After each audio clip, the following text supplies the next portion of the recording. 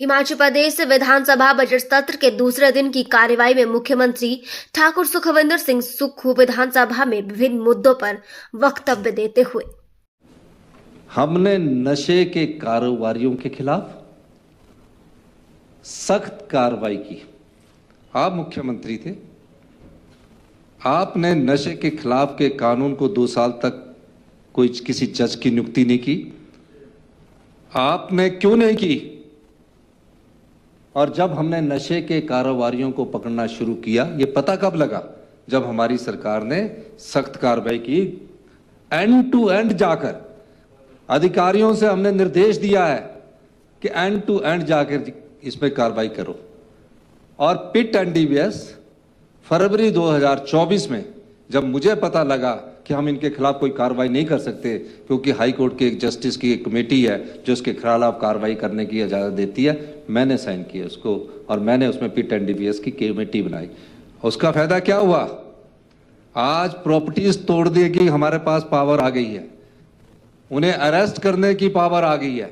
आपके समय नशाखोर घूमते रहे, आप सख्त कार्रवाई नहीं कर रहे। और मैं आपको इस मंच के माध्यम से आश्वासन देना चाहता हूं, माननीय अध्यक्ष महोदय, आने वाले समय में अभी 30% की नशे में कमी आई है। इस प्रदेश से नशे को हटाकर हमारी सरकार पूर्णतया नशा मुक्त राज्य बनाएगी। किसी भी मंदिर के पैसे को एक गाइडलाइन जारी की जाती है। आप सड़कों के लिए खर्च करने के मंदिर का पैसा देते हैं, आप विधवा बेटियों की शादी के लिए डिप्टी कमिश्नर मंदिर के पैसा देता है, आप मकान बनाने के लिए मंदिरों के लिए पैसा देते हैं, जिसकी बारात आनी है उसके लिए आप 20-20 हजार रुपया मंदिरों से देते हैं। और हमें कहते हैं, मैंने कहा कि मंदिरों से अगर किसी कोई अनाथ बच्चा है, 27 साल के ऊपर भी तो कई बार हमारी योजना 27 साल के बाद है, कोई भी अनाथ बच्चा है, अगर उससे मंदिर को पैसे कोई डिप्टी कमिश्नर देना चाहे तो दे सकता है, उसमें क्या है? जब सबको दे रहे हैं शहर का। और मैं इस मंच के माध्यम से कहना चाहता हूं, विधवा की बहन की पढ़ाई के लिए सभी डिप्टी कमिश्नर, सुन लो, सभी डिप्टी कमिश्नर को एक निर्देश दिए गए हैं कि सरकार से भी बजट मांग लेना उसका।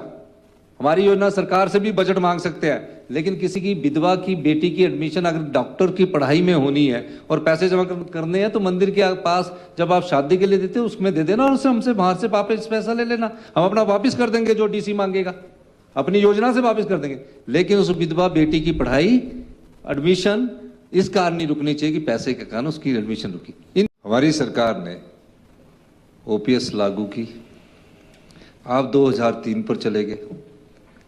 2003 की बात नहीं है, हमने अपनी गारंटी में कहा कि हम ओपीएस सरकारी कर्मचारी और अधिकारियों को जिन्होंने प्रदेश के विकास में महत्वपूर्ण योगदान दिया, ओपीएस लागू करेंगे।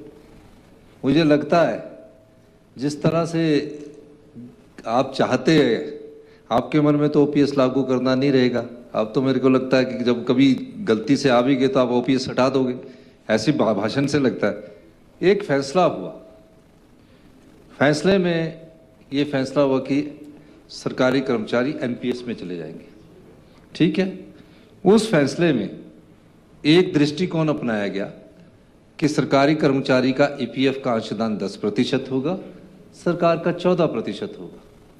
वो उस समय का फैसला था। उस समय ओपीएस के बारे में किसी ने कल्पना भी नहीं की थी। और मैं आपको ये बताना चाहता हूं, सरकारी कर्मचारी के जो अंशदान है और जो सरकार का अंशदान है उस पर हमारा अधिकार है और जो सरकारी कर्मचारी है उनका अधिकार है। अटल सुरंग जिसका नाम रखा गया, उसमें श्रीमती सोनिया गांधी जी, उनके समय ये फाउंडेशन स्टोन रखा गया और बीआरओ की मदद से उसमें 1800 करोड़ रुपया उस समय के हिसाब से बजट का प्रावधान किया गया, काम शुरू हो गया। ठीक है, 14 में हमारी सक्सेसिव गवर्नमेंट आई, उसने उसका नाम बदलकर अलग रख दिया, लेकिन उसकी स्वीकृति भी डॉक्टर मनमोहन सिंह जी के द्वारा हुई और उसका फाउंडेशन स्टोन भी श्रीमती सोनिया गांधी जी के द्वारा हुआ। वो फाउंडेशन हमने दूसरी जगह रखा है, ये भी डॉक्टर मनमोहन सिंह जी के समय की हिमाचल प्रदेश को दी।